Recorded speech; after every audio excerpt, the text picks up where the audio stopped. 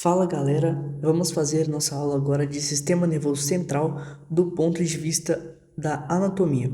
Essa é uma matéria que assusta a maioria das pessoas, mas eu vou tentar explicar o melhor possível para ficar mais simples para vocês entenderem, tudo bem?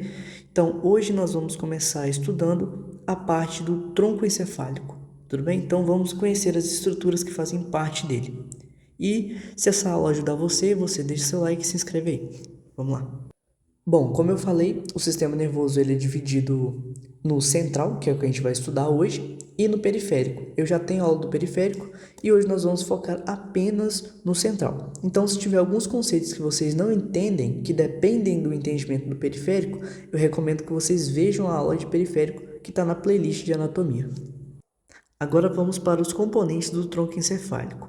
Em C, nós temos o bulbo. Em B, nós temos a ponte. E em A, nós temos o mesencéfalo. Em azul aqui, eu circulei também o cerebelo. Ele não faz parte exatamente, mas ele está totalmente ligado. Então, nós vamos abordar algumas características dele aqui também. Nós vamos iniciar nosso estudo pelo bulbo, ou medula oblonga. Ele pode ser chamado por esses dois nomes. O bulbo, ele é delimitado por essas duas setas, que depois eu vou explicar melhor. E antes de explicar a delimitação do bulbo propriamente dito, eu vou explicar para que ele serve. Então, o bulbo ou medula oblonga, ele ocupa o centro respiratório do nosso corpo. Ele também ocupa o centro vasomotor e ele também controla o centro do vômito. Portanto, por essas três funções mais abrangentes, ele é uma área extremamente sensível a lesões.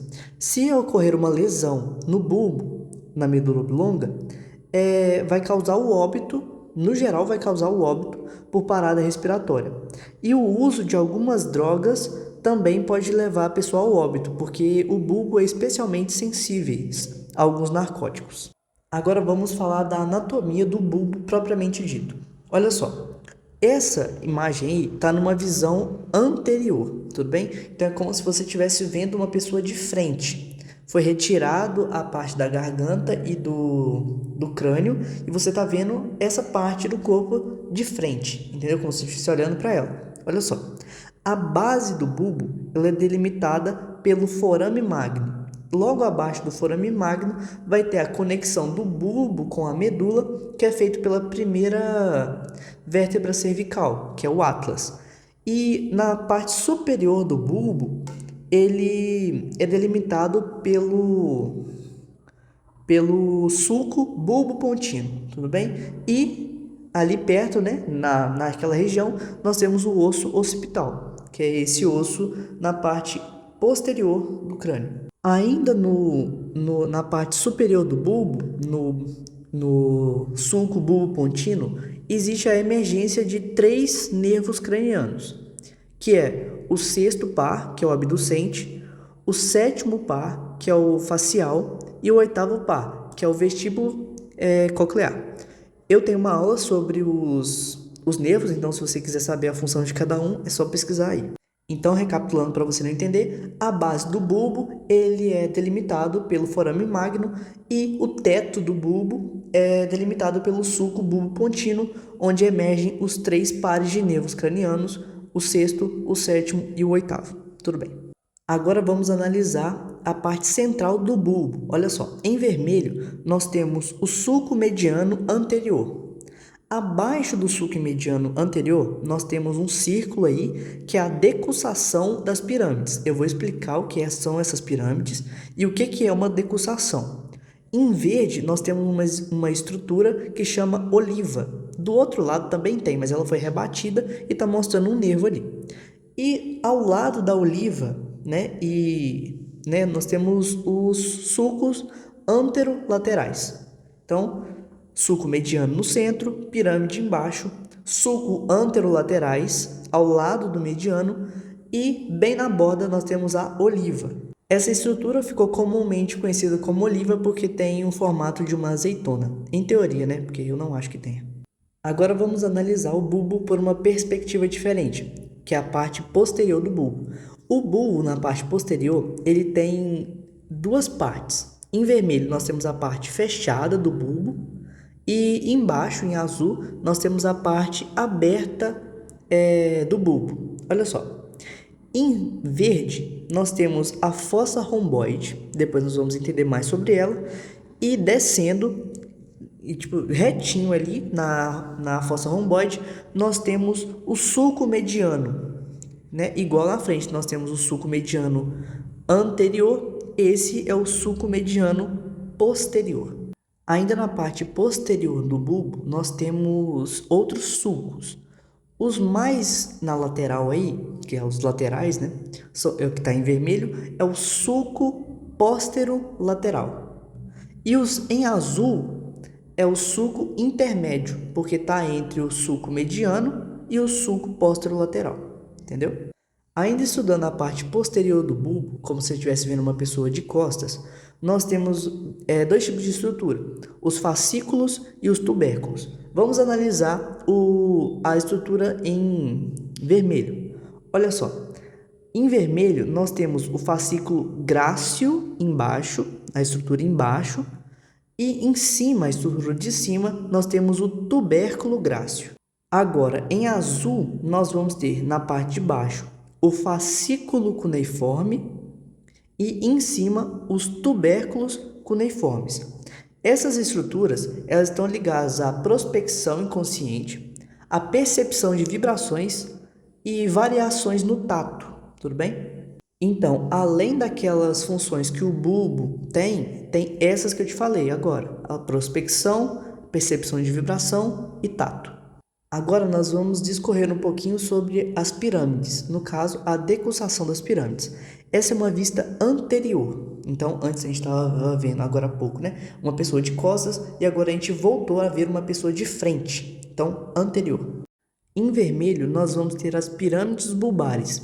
As pirâmides bulbares, emergem delas fibras descendentes que vai formar o trato córtico-espinhal. Em azul, nós vamos ter o cruzamento dessas fibras. Eu vou explicar aqui, ó. Essas fibras, elas vão descendo, né, em direção à medula espinhal e em determinado momento, ali no cruzamento, elas vão trocar de lado. Ou seja, as fibras da direita vão para a esquerda e a da esquerda vai para a direita. Qual que é a consequência disso? O lado direito do cérebro, ele em teoria, né, deveria cuidar do lado direito do corpo. E o lado esquerdo do cérebro deveria cuidar da musculatura do lado esquerdo do cérebro. Mas por causa desse cruzamento das fibras, ocorre o oposto. O lado direito do cérebro cuida do lado esquerdo do corpo. E o lado esquerdo do cérebro cuida da musculatura do lado direito do corpo. Então, espero que vocês tenham entendido aí. São opostos. E isso que é a decussação das pirâmides.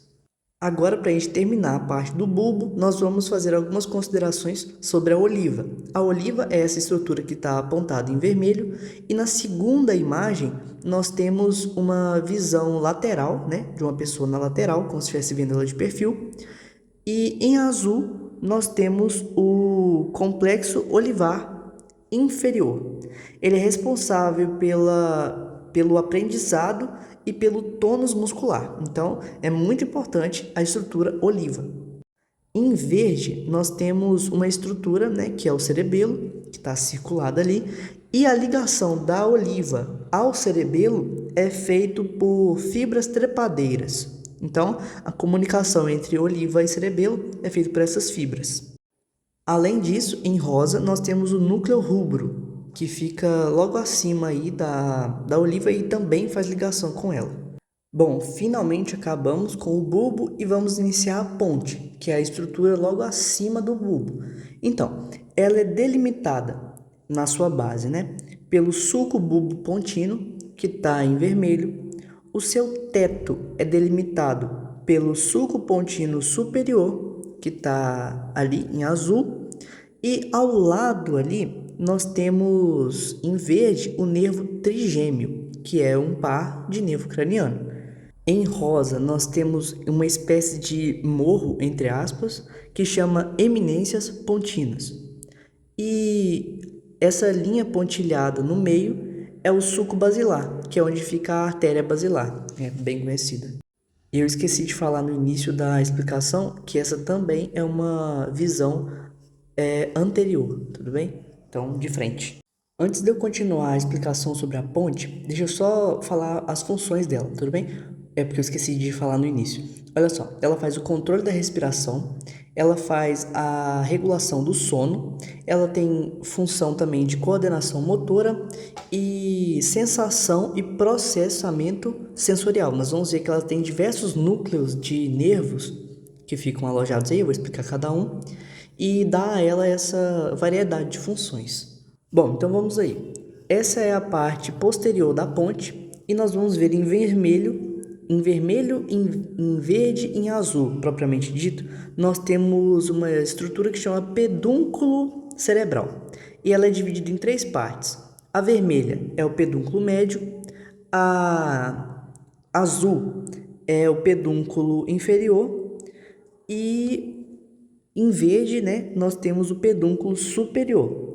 O médio se liga ao mesencéfalo, o inferior se liga à própria ponte e o superior, se liga ao bulbo. Em rosa nós vamos ter a fossa romboide e dentro da fossa romboide ela é dividida em duas partes, que eu vou explicar. As duas partes de cima é a parte pontina e as duas partes de baixo é a parte bulbar da fossa romboide. Agora, em vermelho, nós vamos ter uma estrutura que divide as partes da fossa romboide, que chama estrias medulares. As estrias medulares, ela forma o quarto ventrículo, que é onde passa os ventrículos são cavidades, né, nessa parte do corpo, onde passa fibras ligadas à via auditiva. Em azul, nós vamos ter os trígonos. Esses trígonos, eles são de pares cranianos, pares de nervos cranianos. Os dois de cima são os trígonos do hipoglosso, o 12º par de nervos. E os dois trígonos de baixo, eles são os trígonos do vago, onde vai ficar os núcleos do vago, que é o 14º par de nervos cranianos. Em verde, nós vamos ter uma estrutura que chama eminência medial. A eminência medial ela vai formar o fascículo longitudinal medial. Esse fascículo ele é responsável por ligar os nervos cranianos entre si. E logo abaixo nós temos os colículos que ficam dentro das eminências, né? Que são dois colículos. Agora, coladinho nas eminências, nós temos uma estrutura que chama locus cerúleus, que está em preto. Agora vou citar para vocês os núcleos da ponte. Olha só, nós temos o núcleo motor do trigêmeo, o núcleo sensitivo do trigêmeo, o núcleo do nervo abducente, o núcleo do nervo facial e o núcleo do nervo vestíbulo-coclear. Cada um desses nervos tem uma função que, em conjunto, dá as características, as propriedades, né, melhor dizendo, da ponte. E agora, finalmente, chegamos à nossa última estrutura, que é o mesencéfalo. Bom, vamos para as características do mesencéfalo na questão funcional. Olha só, ele controla os movimentos oculares, ele faz a regulação da motricidade, ele processa estímulos auditivos e visuais, ele também tem a regulação da resposta ao estresse e à dor, e ele também conduz as informações sensoriais e motoras para o cérebro. Tanto do cérebro para o corpo, quanto do corpo para o cérebro, né? Ele faz essa ligação entre os dois. Outra coisa, o mesencéfalo ele é percorrido por um canal que se chama aqueduto mesencefálico. E esse aqueduto liga o terceiro e o quarto ventrículo. Nesse aqueduto ocorre a passagem de um líquido que chama LCR, ou seja, líquido cerebrospinal. Esse líquido, que tem um nome difícil, né? Ele é responsável, por proteger o cérebro contra impactos, ele faz a remoção de resíduos e fornece nutrientes para o sistema nervoso central. Quando ocorre uma obstrução nesse aqueduto, ocorre uma condição, né, que se chama hidrocefalia. Então agora vamos definir as delimitações do mesencéfalo. Nós estamos aqui numa visão anterior, novamente, e a base do mesencéfalo ela é definida pelo sulco pontino. E o teto do mesencéfalo ele é delimitado pelo trato óptico.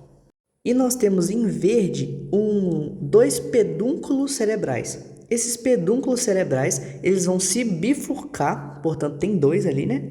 Que vai se ligar aos dois hemisférios cerebrais. E no centro ali, em rosa, nós vamos ter a fossa interpeduncular. E dela vai sair o nervo oculomotor. Numa visão posterior agora, nós temos em vermelho ali o corpo quadrigêmeo. Dentro do corpo quadrigêmeo, nós temos em azul, né, os colículos superiores. Os colículos superiores, eles estão ligados ao reflexo da visão e à proteção dos olhos, aquele reflexo que você fecha o olho instantaneamente quando algo vai cair ou quando você toma um susto. Agora, os colículos inferiores, que esses dois de baixo, eles estão ligados, às vias auditivas. E em verde, nós vamos ter o braço desses colículos, que são seus prolongamentos. Bom, então foi isso. Antes, olha só, estava me esquecendo.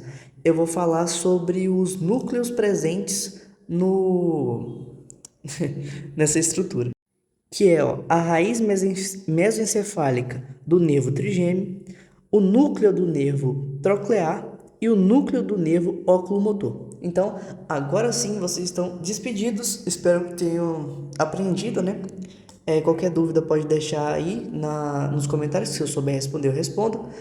Lembrando que eu não sou professor, né? Eu estudei por minha conta, tipo, vendo a aula e essas coisas. Então, perdoem se tiver algum erro e fiquem à vontade para corrigir aí embaixo. Então, beleza, falou para vocês. Deixe seu like e se inscreva. Fui!